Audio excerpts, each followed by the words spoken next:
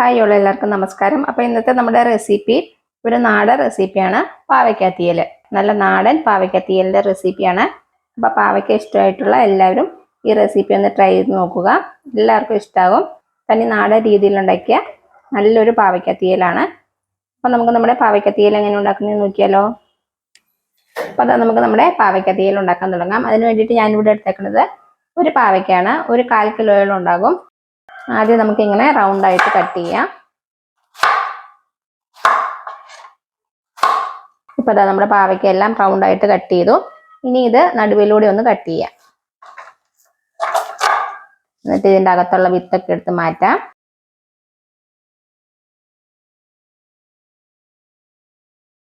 അപ്പൊ എൻ്റെ കയ്യിൽ കിട്ടിയേക്കുന്നത് അധികം കയ്പില്ലാത്ത പാവയ്ക്കാണ്. അപ്പൊ നിങ്ങളുടെ കയ്യിലുള്ള പാവയ്ക്ക കയ്പുള്ള പാവയ്ക്കാണെങ്കിൽ ഒന്നെങ്കിൽ കുറച്ച് വിനാഗിരിയിലോ അതുമല്ലെങ്കിൽ കുറച്ച് പുളിവെള്ളത്തിലോ നമ്മുടെ പാവയ്ക്ക കട്ട് ചെയ്തിട്ട് വെച്ചാൽ മതി. അപ്പം അധികമായിട്ടുള്ള കയ്പ് മാറിക്കിട്ടും. ഇനി നമുക്ക് നീളത്തിൽ ചെറുതായിട്ട് കട്ട് ചെയ്യണം.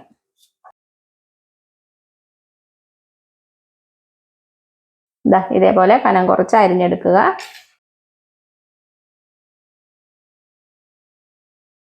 അതാ നമ്മുടെ പാവയ്ക്കെല്ലാം ചെറുതായിട്ട് കനം കുറച്ച് അരിഞ്ഞു വെച്ചു.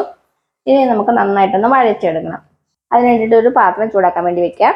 അപ്പോൾ അതാ ഞാനൊരു പാത്രം ചൂടാക്കാൻ വേണ്ടി വെച്ചിട്ടുണ്ട്. പാത്രം ചൂടായിട്ട് വരുമ്പോൾ നമുക്ക് ഇതിലേക്ക് കുറച്ച് എണ്ണ ഒഴിച്ചു കൊടുക്കാം. വെളിച്ചെണ്ണ തന്നെ യൂസ് ചെയ്യുക.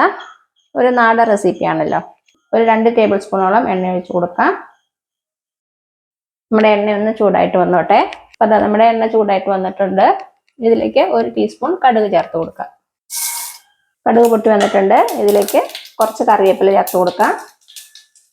പിന്നെ ചേർത്ത് കൊടുക്കുന്നത് കുറച്ച് ചെറിയ ഉള്ളിയാണ്. ഒരു 5-6 ചെറിയ ഉള്ളി ഇതേപോലെ ചെറുതായിട്ട് കട്ട് ചെയ്തിട്ട് കൊടുക്കാം.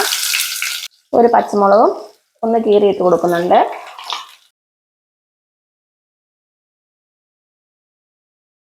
ഒരു 2 മിനിറ്റോളം ഒന്ന് ഇളക്കി കൊടുക്കാം. അപ്പോൾ 2 മിനിറ്റോളം ഇളക്കി കൊടുത്തിട്ടുണ്ട്. ഇനി ഇതിലേക്ക് നമുക്ക് നമ്മുടെ പാവയ്ക്ക ചേർത്ത് കൊടുക്കാം. പാവയ്ക്ക ചേർത്തിട്ട് നന്നായിട്ടൊന്ന് ഇളക്കി കൊടുക്കുക. ഇനി പാവയ്ക്ക നമുക്ക് നന്നായിട്ടൊന്ന് വഴച്ചെടുക്കണം. അത്യാവശ്യം നന്നായിട്ട് വഴന്ന് ചെറുതായിട്ടൊരു ഗോൾഡൻ കളർ ആകും. അതുവരെ ഇളക്കി കൊടുക്കുക. നമ്മുടെ പാവയ്ക്ക ചെറുതായിട്ടൊന്ന് ക്രിസ്പി ആകണം. അതിന് കുറച്ച് സമയം എടുക്കും.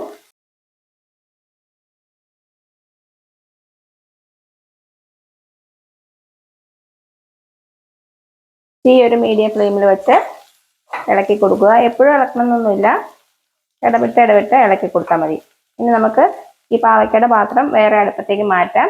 എന്നിട്ട് ഈ അടുപ്പത്ത് നമുക്ക് കുറച്ച് തേങ്ങയൊക്കെ ഒന്ന് വറുത്തെടുക്കാം. അപ്പോൾ പെട്ടെന്ന് നമുക്ക് തീയിലുണ്ടാക്കി എടുക്കാൻ പറ്റും. വേറൊരു അടുപ്പത്തേക്ക് മാറ്റുവാണ്. ഇടയ്ക്കിടയ്ക്ക് ഇളക്കി കൊടുക്കാൻ മറക്കരുത്.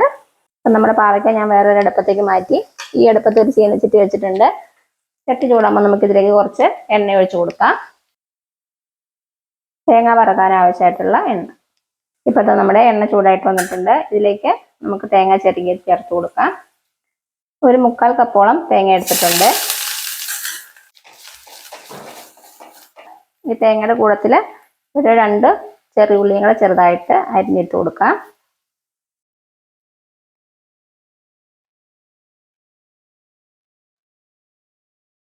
ഇതിൻ്റെ കൂടത്തിലും ഒരു പച്ചമുളക് ഒന്ന് കട്ട് ചെയ്തിട്ട് കൊടുക്കുന്നുണ്ട്.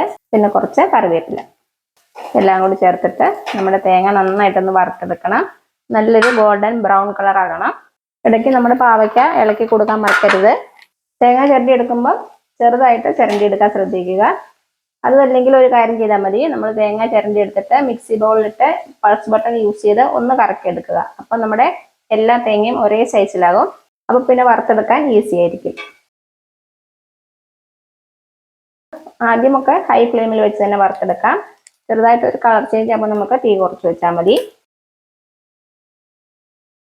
അതാ നോക്കി നമ്മുടെ തേങ്ങയുടെ കളറൊക്കെ ചെറുതായിട്ട് ചേഞ്ച് ആകാൻ തുടങ്ങിയിട്ടുണ്ട്. ചെറുതായിട്ടൊരു ബ്രൗൺ കളർ ആയിട്ടുണ്ട്. ഇനി തീ കുറച്ച് വെക്കാം. തീ കുറച്ച് വെച്ചിട്ട് വീണ്ടും ഇളക്കി കൊടുക്കുക. നമ്മുടെ പാവയ്ക്ക് നന്നായിട്ടൊന്ന് വാടി വന്നിട്ടുണ്ട്. കളറൊക്കെ ചെറുതായിട്ടൊന്ന് ചേഞ്ച് ആയിട്ടുണ്ട്. കുറച്ച് നേരം കൂടെ ഒന്ന് ഇളക്കി കൊടുക്കാം. അപ്പോൾ ഇത് കുറച്ചൊന്ന് ക്രിസ്പി ആയിട്ട് വരും. അപ്പോൾ അതാ നോക്കിയാൽ നമ്മുടെ തേങ്ങയുടെ കളറ് കുറച്ചുകൂടി ഒന്ന് ചേഞ്ച് ആയിട്ടുണ്ട്. ഇനി ലോ ഫ്ലെയിമിൽ വെച്ച് ഇളക്കി കൊടുത്താൽ മതി. തേങ്ങയൊന്നും കരിഞ്ഞു പോകാതെ പ്രത്യേകം ശ്രദ്ധിക്കണം. ഇപ്പൊ ഇതാ നോക്കിയാൽ നമ്മുടെ തേങ്ങയുടെ കളറൊക്കെ നന്നായിട്ട് ചേഞ്ച് ആയിട്ടുണ്ട്. നല്ലൊരു ഗോൾഡൻ ബ്രൗൺ കളർ ആയിട്ടുണ്ട്. ഇത്രയും മതി. ഇനി നമുക്ക് ഇതിലേക്ക് ആവശ്യത്തിനുള്ള പൊടികൾ ചേർത്ത് കൊടുക്കാം. ഇപ്പൊ ഞാൻ തീ ഓഫ് ചെയ്തു. നമുക്കിനി ഇതിലേക്ക് പൊടികൾ ചേർത്ത് കൊടുക്കാം. ആദ്യം നമുക്ക് ഇതിലേക്ക് 1 ടേബിൾ സ്പൂൺ മല്ലിപ്പൊടി ചേർത്ത് കൊടുക്കാം. പിന്നെ 1 ടീസ്പൂണോളം മുളക് പൊടി ചേർത്ത് കൊടുക്കുന്നുണ്ട്. പിന്നെ 1/4 ടീസ്പൂൺ മഞ്ഞൾപ്പൊടി, പിന്നെ 2 നുള്ള് ഉലുവാപ്പൊടി. ഇനി നമുക്ക് തീ ഓൺ ചെയ്ത് കൊടുക്കാം. എന്നിട്ട് ചെറിയ തീയിൽ വെക്കുക. ചെറിയ തീയിൽ വെച്ചിട്ട് നമുക്ക് 1 മിനിറ്റോളം ഒന്ന് ഇളക്കി കൊടുക്കാം. നമ്മുടെ പൊടികളുടെ പച്ചമണമൊക്കെ ഒന്ന് മാറണം. അപ്പോൾ 1 മിനിറ്റോളം ഒന്ന് ലോ ഫ്ലെയിമിൽ വെച്ച് ഇളക്കി കൊടുത്തു. നമ്മുടെ പൊടികളുടെ പച്ചമണമൊക്കെ മാറിയിട്ടുണ്ട്. ഇനി നമുക്ക് തീ ഓഫ് ചെയ്തിട്ട് ഇതൊരു പാത്രത്തിലേക്ക് മാറ്റാം. ഈ ചീനച്ചട്ടി തന്നെ വെച്ചിരിക്കേണ്ട. ചീനച്ചട്ടിയുടെ ചൂടുകൊണ്ട് നമ്മുടെ പൊടികളൊക്കെ കരിഞ്ഞു പോകാൻ സാധ്യതയുണ്ട്. അപ്പോൾ അതാ ഒരു പാത്രത്തിലേക്ക് മാറ്റിയിട്ടുണ്ട്. ഇനി ഇതിന്റെ ചൂടൊന്ന് ആറട്ടെ. ആറിയിട്ട് വേണം നമുക്ക് ഇത് നന്നായിട്ടൊന്ന് അരച്ചെടുക്കാൻ വേണ്ടിയിട്ട്. മിക്സി ബൗളിലോ അതുമല്ലെങ്കിൽ അരകല്ലിലോ വെച്ച് നല്ല ഫൈനായിട്ട് അരച്ചെടുക്കുക. വെള്ളമൊന്നും അധികം ചേർക്കാതെ അരച്ചെടുക്കാൻ ശ്രദ്ധിക്കുക. അരകല്ലിലാണെങ്കിൽ നമുക്ക് വെള്ളം ചേർക്കാതെ നല്ല ഫൈനായിട്ട് അരച്ചെടുക്കാൻ പറ്റും. മിക്സി ബൗളിലാകുമ്പോൾ കുറച്ച് വെള്ളത്തിന്റെ ആവശ്യം വരും. ആവശ്യമുണ്ടെങ്കിൽ മാത്രം ഒഴിച്ചു കൊടുക്കുക. അപ്പോൾ ഇത് നന്നായിട്ടൊന്ന് ചൂടാറിയിട്ട് ഞാൻ അരച്ചെടുത്തിട്ട് വരാം. അപ്പോൾ അതാ നോക്കി നമ്മുടെ പാവയ്ക്ക് നന്നായിട്ട് മൂത്ത് വന്നിട്ടുണ്ട്. കളറൊക്കെ നന്നായിട്ട് ചേഞ്ച് ആയിട്ടുണ്ട്. ചെറുതായിട്ടൊന്ന് ക്രിസ്പി ആയിട്ട് വന്നിട്ടുണ്ട്. ഇത്രയും മതി. ഇനി ഇതിലേക്ക് നമുക്ക് നമ്മുടെ തീയലിന് ആവശ്യമായിട്ടുള്ള പുളിവെള്ളം ഒഴിച്ചു കൊടുക്കാം. പുളി ഞാനിവിടെ എടുത്തേക്കുന്നത് ഒരു നെല്ലിക്ക സൈസുള്ള പുളിയാണ്. അതൊരു 1/2 കപ്പ് ചൂടുവെള്ളത്തിൽ 10 മിനിറ്റോളമായിട്ട് കുതിർക്കാൻ വേണ്ടി വെച്ചിരിക്കുകയായിരുന്നു. ഇത് നമുക്ക് പിഴിഞ്ഞ് നമ്മുടെ പാവയ്ക്കയിലേക്ക് ഒഴിച്ചു കൊടുക്കാം. പുളിവെള്ളം ഒഴിച്ചു കൊടുക്കാം. നന്നായിട്ടൊന്ന് മിക്സ് ചെയ്ത് കൊടുക്കുക. ഇനി ഈ പുളിവെള്ളത്തിൽ കിടന്ന് നമ്മുടെ പാവയ്ക്ക നന്നായിട്ടൊന്ന് തിളച്ചോട്ടെ. അപ്പം ഞാൻ തീ കുറച്ചാണ് വെച്ചേക്കുന്നത്. അടച്ചു വെച്ച് കൊടുത്തു. ഒരു 3-4 മിനിറ്റ് ചെറിയ തീയിൽ ഒന്ന് തിളച്ചോട്ടെ. അപ്പോഴേക്കും നമ്മുടെ പുളിയുടെ ഒക്കെ ഒരു പച്ച ടേസ്റ്റ് ഉണ്ടാകുമല്ലോ, അതൊക്കെ മാറിക്കോളൂ.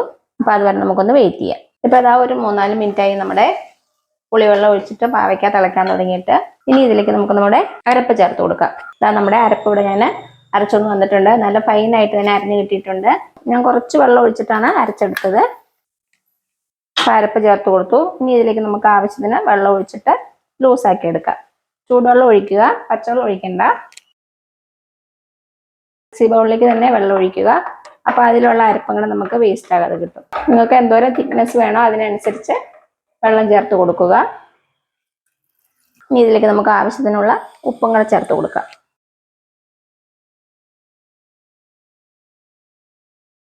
ഞാനിവിടെ 2 കപ്പോളം വെള്ളം ഒഴിച്ചു കൊടുത്തിട്ടുണ്ട്. ഈ സമയത്ത് കറി ഒന്ന് ടേസ്റ്റ് ചെയ്ത് നോക്കുക. പുളി എന്തെങ്കിലും കുറവുണ്ടെങ്കിൽ ഒഴിച്ചു കൊടുക്കാം. എനിക്കിവിടെ കുറച്ച് പുളി കുറവുണ്ട്. ഞാൻ കുറച്ചുകൂടി ഒഴിച്ചു കൊടുക്കുവാണേ.